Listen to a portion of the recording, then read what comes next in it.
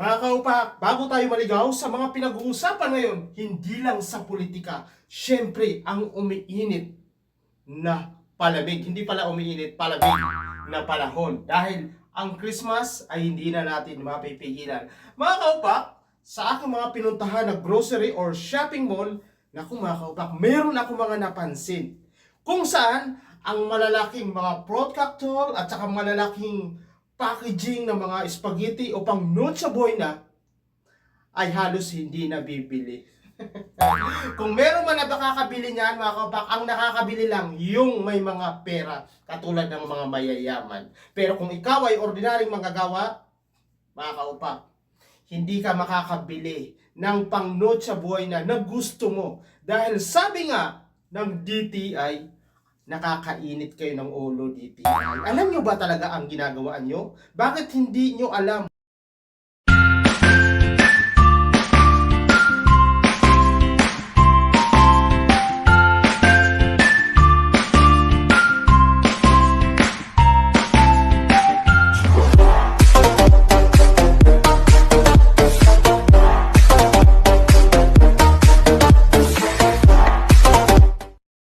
Yes, mga kaupak, kasi ang sabi ng DTI, yung pinakamataos na opisyal dyan sa DTI, siya si Christina Roque, ano, ang sinasabi niya mga kaupak, 500 lang, enough na. Kayo naman. Alam niyo, hindi ko maintindihan. Ako to be honest to, mahina ako sa math. Pero hindi ko malubos maisip kung ano yung mabibili na pang Noche Buena ng halagang 500. Gusto nyo, para hindi na tayo, kasi, alam nyo mga kaupak, kahit ordinaryong tao, kahit na sino na tanungin mo, alam mo yung 500 na yun, parang budget mo lang yung pagkain ng umaga, tanghali, hapon. Di ba? Ngayon, kung 500 na yun, yun ang paniniwala ng mataas na opisyal ng DTI, aba, mas maganda siguro ako na mismo ang gagastos para i-challenge ko kayo kung ano yung mabibili sa halagang 500. Kaya talaga, alam mo tayo, nandyan tayo sa gobyerno para paglingkuran ang ating mamamayang Pilipino o public service sa interes ng ating mga kababayan. Hindi tayo nasa gobyerno para paglingkuran ang mga yayaman at maimpluwensyang tao. Alam niyo, yung mga malalaking kumpanya, ang lalaki ng tenga. Nung sinabi ninyo na 500 ay sapat na. Ang puso ninyo, Secretary, nasa mayayaman. Ano ba dyan? Pera-pera ba? Ano ba ang respeto ngayon? Saan ba nakukuha ang respeto? Sa mayaman o sa ordinaryong tao o depende sa tao kung ano siyang klase o mabait ba siya. Kasi ako naguguluhan ako kasi ngayon ang kalakaran, to be honest, no, kahit na hindi magandang pag-uugali mo, kahit alam mo na it's something bad about your personality. Paano ba Tagalog nun? Ngayon, kapag ikaw ay maraming pera, yung full of respect sa'yo, ng mga tao nakapaligid sa'yo, o nakakakilala sa'yo, nandyan. Pero kahit gaano ka kabait, kapag wala kang pera, ang tingin sa'yo ng tao ang baba. Di ba? Kaya ako iniisip ko talaga na, iniisip ko ng maraming beses, paano kaya nasabi yan ni Miss Secretary, ni Secretary Roque, na yung 500 enough. Kasi mga kaupak, imaginein mo yung mga manggagawa na ordinaryong tao, yun lang sana yung time nila para makapaghanda ng gusto nila. Pero sa paliwanag ng DTI, nga nakakainit kayo ng ulo at hindi nyo ginagawa ang tama ang iyong trabaho, o yung utak ninyo ay, gusto nyo ba sabihin ko ang totoo? Mayroon naman kayong mga utak, hindi nyo lang ginamit o pinaburan nyo ang interes ng mga mayayaman. Katulad nung, banggitin ko ba? Katulad ng kumpanya na kilala ko. Dahil sa sinabi ninyo, dati, ang binibigyan nila ng mga fruit cocktail, yung parang medyo malaki, yung parang half gallon. Tapos yung pang spaghetti nila, ang binibigay nila ay yung pang ano, yung tatawag nila na pang 1 kilo. Di ba? Ngayon, tapos meron pa yung cheese, meron pa yung mayonnaise, meron pang kung ano-ano, meron pang ham, meron pang corned beef, meron pang maling. Di ba?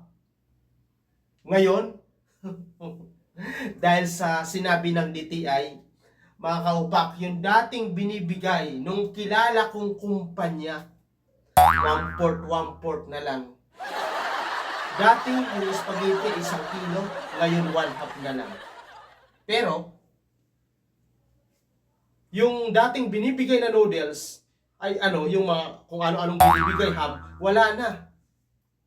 Noodles na lang. At saka yung parang soup, yung maliit na pack, kasi yun lang daw ang pang 500. O, kasalanan to ng DTI. Doon daw sila nag-base doon sa sinasabi ng DTI. Kaya alam mo yung DTI, kung ako talagang hinahamon ko kayo, ano kaya kung mag-challenge tayo, ano? Ako yung pupunta sa palengke, isasamahan ko kayo, ako na yung gagastos ng pamasahe, yung transport. Parang ipakita ko lang sa inyo kung paano makakaroon ng maayos ng note sa buhay na sa halagang 500. Kasi ang dami nyo napapaniwala dahil nandiyan kayo sa pwesto, nandiyan kayo sa makapangyarihan. Maski ang Malacanang natawa nung tinanong si Secretary Fleur nung sinabi ninyo. Diba? Baka yung sinasabi nyo pang note sa buhay na yung isang tao lang yung kakain o dalawang tao lang yung parang nakapack na, package na. Pero kung ikaw ay may pamilya na 3, 4 ang yung anak, ay hindi yun sapat. Ang hirap kasi sa atin, nandyan tayo sa gobyerno para maglingkod sa ating mga kababayan. Hindi yung maglilingkod ka para sa interes mo o interes ng mga negosyanteng mayayaman o opportunista, di ba? Kasi makikita mo tuwang-tuwa yung mga ano, walang kumontra na mayaman, di ba? Tuwang-tuwa sila. Yun lang pala ang ano, pwede na pala yun. Kaya yung mga mayayaman, yung dati nilang binibigay na mga pag-grocery sa mga mga tauhan nila, binawasan na. Yung dating ham, noodles na lang. Yung dating maling or corned beef, sardinas na lang. Yung dating 1 kilo, kalahating kilo na lang. Di ba? Gano'n na. Kasi nga, pinagbabasihan nila ang sinabi ninyo. Dapat, alam mo, babae pa naman tong sekretary na to, ano, ng DTI, pero hindi ko ma-imagine ang puso niya. Dapat ito pinapalitan. Kasi imaginein mo, yung 500, kahit hindi ka marunong sa math, di ba? Isipin mo kung paano magiging note sa buhay ng halagang 500. 1 kilo pa lang ng baboy. Sabi natin, kalahating kilo ng baboy. Isipin mo yun. 500. Sana naman ang utak natin ginagamit sa tama. Kasi nakakahiya na nandyan tayo sa gobyerno, ang taas ng tingin sa iyo ng mga kababayan natin dahil ikaw ay secretary ng DTI, pero hindi nyo ginagamit ang tama. Ano yun? Nagiging bugok, no?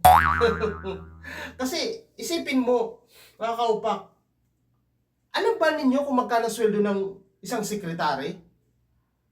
Di ba? Ano kaya magpalit, dapat itong mga opisyal na gobyerno na ganito maglingkod, naglilingkod sa may impluwensya sa tao, hindi ata ito naglilingkod para sa masa o kaya sa mga kababayan o mga ordinaryong tao. Naglilingkod ata ito para sa interes ng mga negosyante. Oo. Kasi kung ako sa inyo, dahil kayo naman dyan yung nakakaalam sa mga presyuhan sa mga produkto, mas maganda siguro, igiit nyo na nga dagdagan yung salary minimum ng ating mga manggagawa. Kahit sabihin nyo, dagdagan ng 200 or 300 para matuwa sa inyo, makabawi. Diba?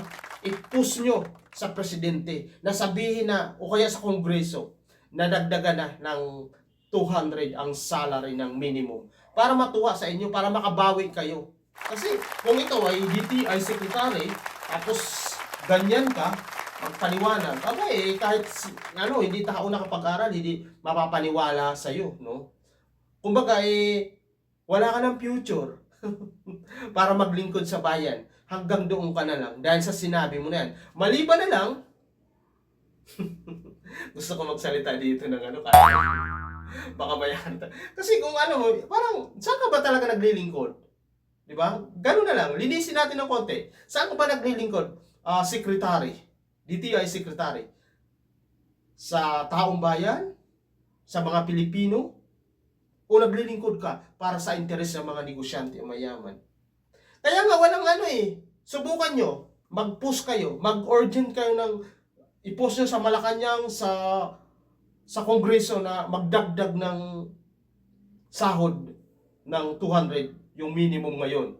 Sigurado ako hindi nyo gagawin yan. Kasi kukontrahin kayo ng mga mayaman. Yung mga Makati Business Club na yan. Yan ang unang kukontra. Sasabihin na naman ng mga hinayupak na yan, ay, magsasara na kami, lilipat na kami. Ganyan ang mga style ng mga yan. Pero tingnan mo ang mga, ano niya, lifestyle, di ba? Nagsha-shopping sa Hong Kong. Pero yung manggagawa nila, pamasahe, pinangungutang pa. Alam mo kung bakit? Bukod sa wala sa minimum yung iba, dili-dili pa ang mga pasahod nila. Saan nagiging fair ang labanan? Karamihan, kahit ikaw ay nasa gobyerno, na dapat ikaw ay naglilingkod sa gobyerno, ang mga sinasabi ng isang opisyal ay pumapabor sa mga mayayamang negosyante. Nga dapat, ang interes ng taong bayan, ang kapak, bago uminit ang ulo ko, di ba? Kasi yung mga mayayamang negosyante, talagang sa ating bansa, kaya nga dami mga Pilipino, dahil nag-abroad, dahil hindi sapat para mabuhay ng maayos ang kanilang pamilya, kapamilya natin, nag-abroad sila. Dahil sa ibang bansa, mas maganda ang opportunity para maayos mo yung buhay mo, para umangat ka, para yung mga immediately needs ng iyong pamilya ay talagang katulad ng mga pag-aaral ng mga bata, di ba? Pero sa atin, hindi ka asenso dito kung nagtatrabaho ka lang. Dahil ang mga opisyal natin ng gobyerno, pinapaboran nila ang interes ng mga mayayamang negosyante kumpara sa interes ng taong bayan. Dahil, alam mo na, kung ikaw ay nasa gobyerno, dapat pinapaboran mo ang interes ng kababayan natin. Hindi ang interes ng mga mapagsamantalang negosyante o mayayaman. Di ba? Kasi kung ganyan ang ano mo, wala ka dapat sa gobyerno. Di ba mga kapak? Dahil Christmas na, next week ba? Hindi ba? 1 week ago, dahil Christmas na, gusto kayong batiin ng Merry Christmas and Happy New Year, magdasal tayo lagi, kahit na mahirap yung pinagdadaanan natin, maging kind na tayo at huwag tayo gagawa ng masama sa kapwa, Dahil, kumbaga, lumaban tayo ng patas, huwag na natin gayahin yung mga opisyal ng gobyerno na pinapaboran ang interes ng mapagsamantalang sa ating bayan, yung mga negosyante na akala mo mabubuhay sila. Kaya di naman sila nabubuhay, kaya umaasenso ang isang kumpanya dahil rin sa mga gagawa. Kaya dapat maging fair, kung umaasenso ang isang kumpanya, dapat nakakatulong ka din sa mga taong tumutulong sa iyo para iangat ang iyong kumpanya. Mga kapak, hanggang sa muli. Merry Christmas and Happy New Year! Love you all!